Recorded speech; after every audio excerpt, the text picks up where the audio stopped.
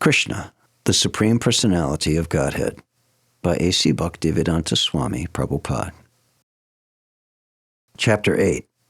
Vision of the Universal Form.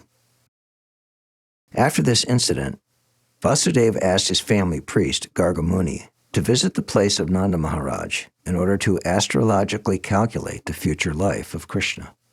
Gargamuni was a great saintly sage who underwent many austerities and penances and was appointed priest of the Yadu dynasty. When Gargamuni arrived at the home of Nanda Maharaj was very pleased to see him and immediately stood up with folded hands and offered his respectful obeisances. He received Gargamuni with the feeling of one who is worshiping God or the Supreme Personality of Godhead. He offered him a nice sitting place, and when he sat down, Nanda Maharaj offered him a warm reception. Addressing him very politely, he said, "My dear Brahmin, your appearance in a householder's place is only to enlighten.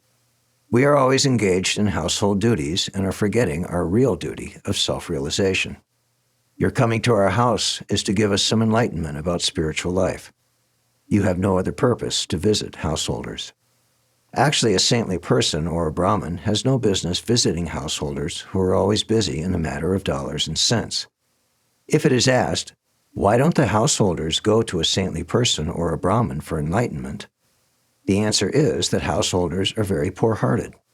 Generally, householders think that their engagement in family affairs is their prime duty, and that self-realization or enlightenment in spiritual knowledge is secondary. Out of compassion only, saintly persons and Brahmins go to householders' homes." Nanda Maharaj addressed Gargamuni as one of the great authorities in astrological science.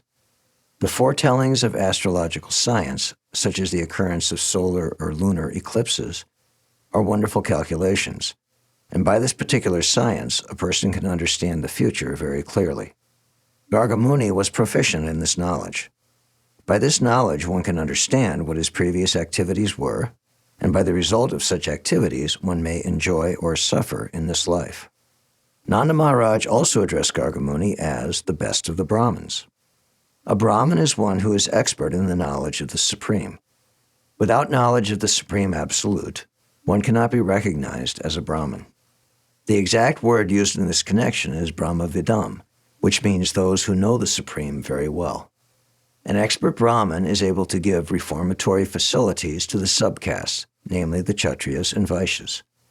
The Shudras observe no reformatory performances. The Brahmin is considered to be the spiritual master or priest for the Kshatriya and Vaishya. Nanda Maharaj happened to be a Vaishya, and he accepted Gargamuni as a first-class Brahmin. He therefore offered his two foster sons, namely Krishna and Balaram, to him to purify. He agreed that not only these boys, but all human beings, just after birth, should accept a qualified Brahmin as spiritual master. Upon this request, Gargamuni replied, "Vyāsadeva has sent me to see to the reformatory performances of these boys, especially Krishna's. I am their family priest, and incidentally, it appears to me that Krishna is the son of Devaki." By his astrological calculation, Gargamuni could understand that Krishna was the son of Devaki, but that he was being kept under the care of Nanda Maharaj, which Nanda did not know. Indirectly, he said that Krishna, as well as Balaram, were both sons of Vyāsadeva. Balaram was known as the son of Vyāsadeva because his mother Rohini was present there, but Nanda Maharaj did not know about Krishna. Gargamuni indirectly disclosed the fact that Krishna was the son of Devaki.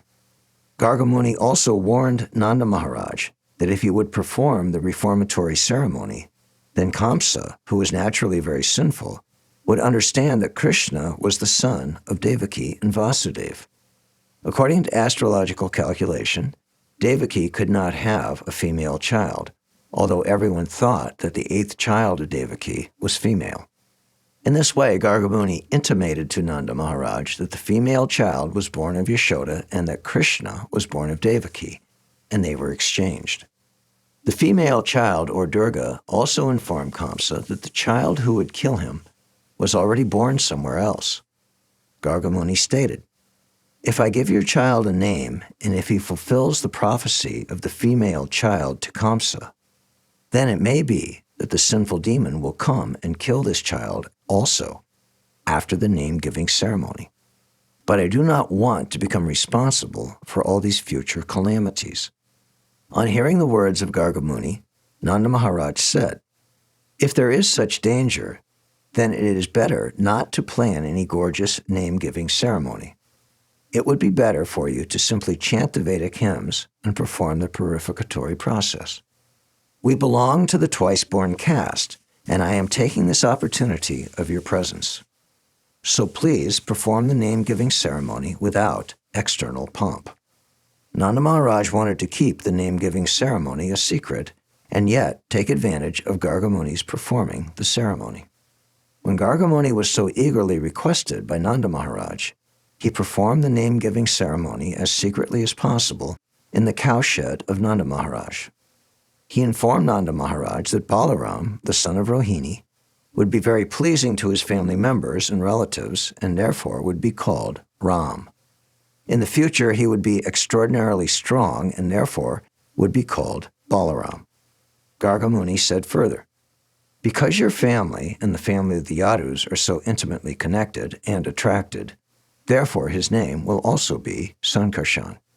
This means that Gargamuni awarded 3 names to the son of Rohini, namely Balaram, Sankarshan, and Baladev. But he carefully did not disclose the fact that Balaram also appeared in the womb of Devaki and was subsequently transferred to the womb of Rohini. Krishna and Balaram are real brothers, being originally sons of Devaki. Gargamuni then informed Nanda Maharaj, "As far as the other boy is concerned, this child has taken different bodily complexions in different yugas or millennia. First of all, he assumed the color white. Then he assumed the color red, then the color yellow, and now he has assumed the color black. Besides that, he was formerly the son of Vasudeva. Therefore his name should be Vasudeva as well as Krishna. Some people will call him Krishna, and some will call him Vasudeva. But one thing you must know, this son has had many, many other names and activities due to his different pastimes." Gargamuni gave Nanda Maharaj a further hint that his son will also be called Giridhari because of his uncommon pastimes of lifting Govardhan Hill. Since he could understand everything past and future, he said, "I know everything about his activities and name, but others do not know. This child will be very pleasing to all the cowherd men and cows. Being very popular in Vrindavan, he will be the cause of all good fortune for you. Because of his presence, you will overcome all kinds of material calamities, despite opposing elements." Gargamuni continued to say, "My dear king of Braj, in his previous births, this child many times protected righteous persons from the hands of rogues and thieves whenever there was political disruption.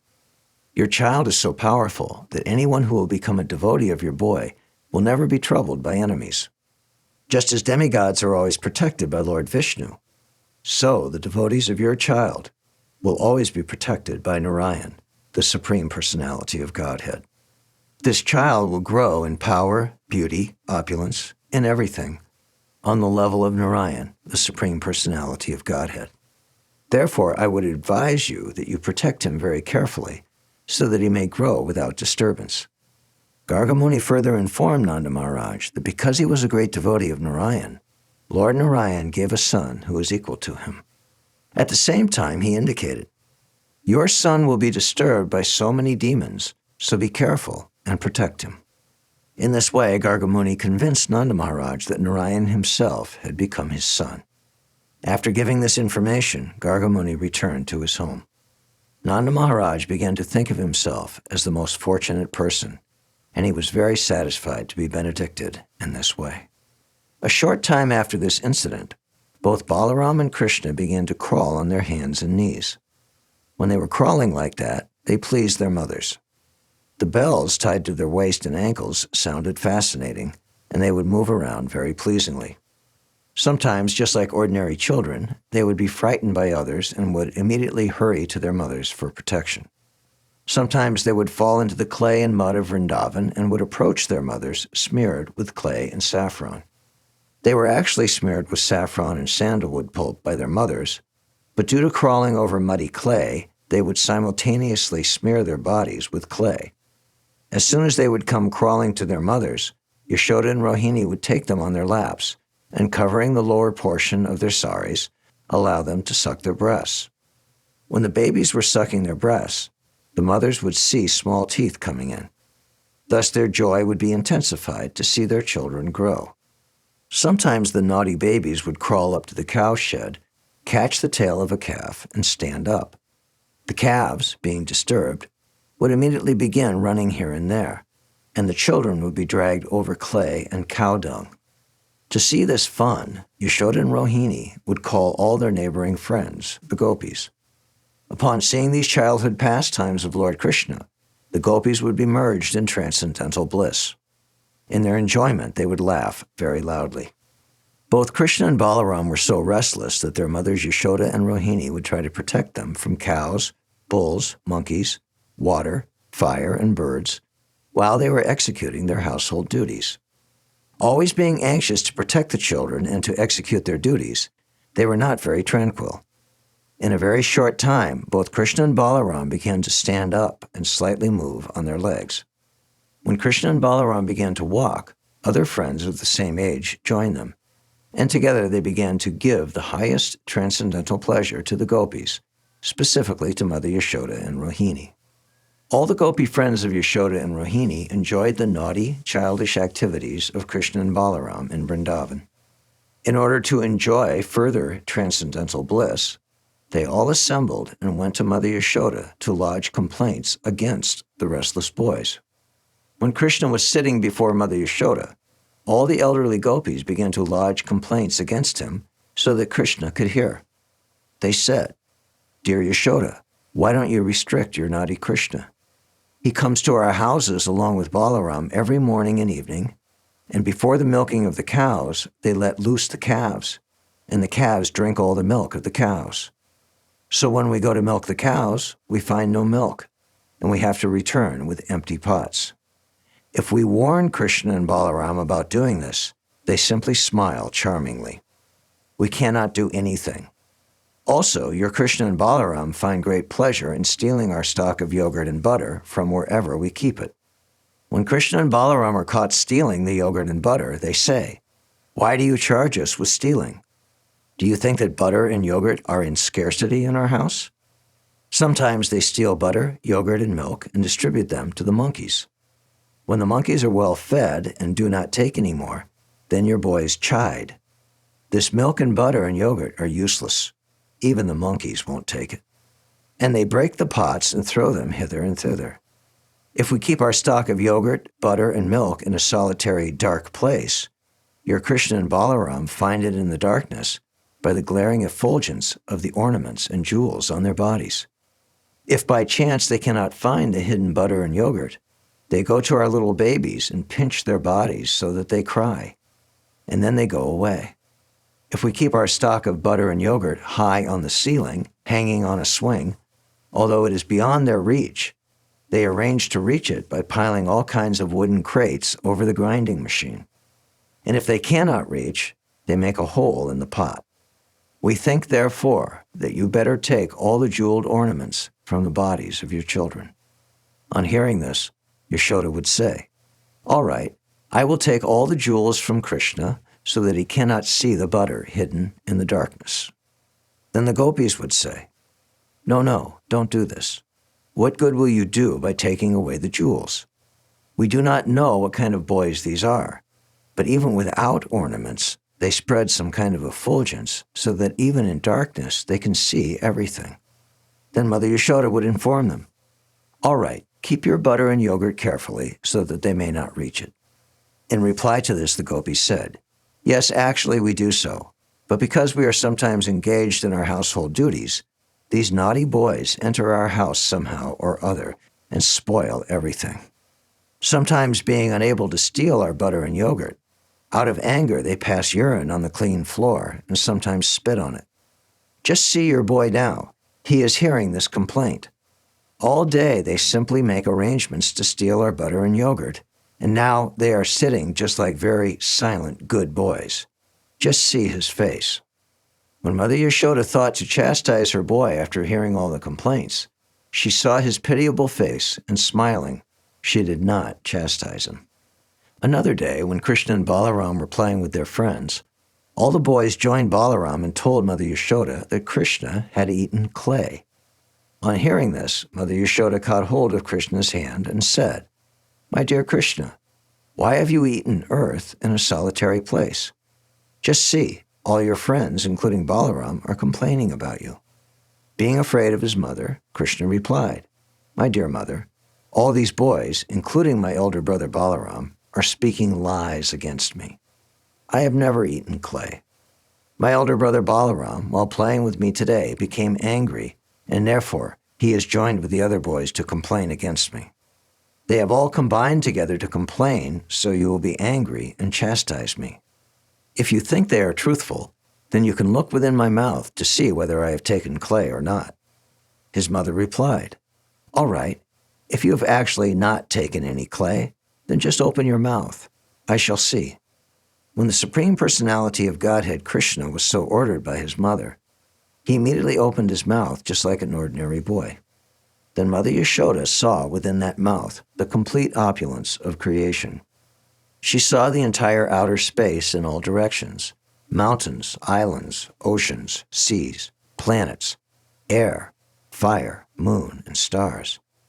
Along with the moon and the stars, she also saw the entire elements: water, sky, the extensive ethereal existence, along with the total ego and the products of the senses and the controller of the senses, all the demigods, the objects of the senses like sound, smell, etc., and the three qualities of material nature. She also could perceive that within his mouth were all living entities, eternal time, material nature, spiritual nature, activity, consciousness, and different forms of the whole creation. Yashoda could find within the mouth of her child everything necessary for cosmic manifestation. She also saw within his mouth herself taking Krishna on her lap and having him sucking her breast. Upon seeing all this, she became struck with awe and began to wonder whether she were dreaming or actually seeing something extraordinary. She concluded that she was either dreaming or seeing the play of the illusory energy of the Supreme Personality of Godhead. She thought that she had become mad, mentally deranged, to see all those wonderful things. Then she thought, it may be cosmic mystic power attained by my child, and therefore I am perplexed by such visions within his mouth. Let me offer my respectful obeisances unto the Supreme Personality of Godhead, under whose energy bodily self and bodily possessions are conceived. She then said, let me offer my respectful obeisances unto him, under whose illusory energy I am thinking that Nanda Maharaj is my husband and Krishna is my son, that all the properties of Nanda Maharaj belong to me, and that all the cowherd men and women are my subjects. All this misconception is due to the illusory energy of the Supreme Lord. So let me pray to him that he may protect me always. While Mother Yashoda was thinking in this high philosophical way, Lord Krishna again expanded his internal energy just to bewilder her with maternal affection. Immediately, Mother Yashoda forgot all philosophical speculation and accepted Krishna as her own child. She took him on her lap and became overwhelmed with maternal affection. She thus began to think, Krishna is not understandable to the masses through the gross process of knowledge, but he can be received through the Upanishads and the Vedanta or mystic yoga system and Sankhya philosophy. Then she began to think of the Supreme Personality of Godhead as her own begotten child. Certainly Mother Yashoda had executed many, many pious activities as a result of which she got the absolute truth, Supreme Personality of Godhead, as her son who sucked milk from her breast. Similarly, Nanda Maharaj also must have performed many great sacrifices and pious activities for Lord Krishna to become his son and address him as father. But it is surprising that Vyāsadeva and Devaki did not enjoy the transcendental bliss of Krishna's childhood pastimes, although Krishna was their real son. The childhood pastimes of Krishna are glorified even today by many sages and saintly persons. But Vyāsadeva and Devaki could not enjoy such childhood pastimes personally. The reason for this was explained by Shukadeva Goswami to Maharaj Pariksit as follows. When the best of the Vasus of the name Drona, along with his wife Dara, were ordered to increase progeny by Lord Brahma, they said unto him, Dear Father, we are seeking your benediction. Drona and Dara then took benediction from Brahma that in the future, when they would take birth again within the universe, the Supreme Lord Krishna in his most attractive feature of childhood would absorb their whole attention. Their dealings with Krishna would be so powerful that simply by hearing of Krishna's childhood activities with them, anyone could very easily cross over the nescience of birth and death. Lord Brahma agreed to give them the benediction, and as a result, the same Drona appeared as Nanda Maharaj in Vrindavan, and the same Dara appeared as Mother Yashoda, the wife of Nanda Maharaj. In this way, Nanda Maharaj and his wife, Mother Yashoda, developed their unalloyed devotion for the Supreme Personality of Godhead, having gotten him as their son. And all the gopis and cowherd men who were associates of Krishna naturally developed their own different feelings of love for Krishna. Therefore, just to fulfill the benediction of Lord Brahma, Lord Krishna appeared along with his plenary expansion, Balaram, and performed all kinds of childhood pastimes in order to increase the transcendental pleasure of all residents of Vrindavan. Thus ends the Bhaktivedanta purport of the 8th chapter of Kṛṣṇa, Vision of the Universal Form. Thank you for listening. For more, click here.